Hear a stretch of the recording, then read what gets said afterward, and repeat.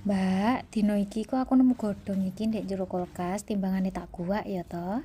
Awake dhewe nggawe apa?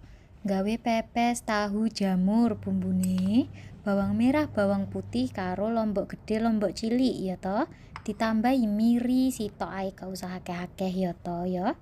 Terus bumbune iku apa ae? Ya tentune ana jamur, terus apa neh? Tahu. Terus apa neh nek endhog ya toh. Iku dikonokne kuwi, ngerti toh kabeh piye carane ya. Iku bumbune oleh diirisi ya oleh di blender. Lah aku tak blender ae, enggak ngerti nyapo tapi aku seneng tak blender ya toh.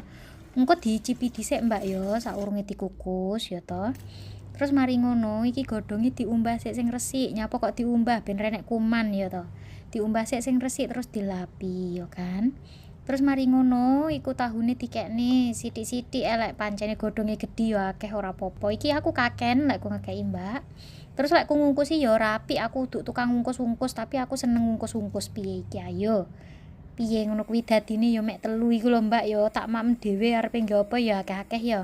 Terus mari ngono iki lebokno ning dandang lek iso sing gedhi iki dandangku cuwilik kok.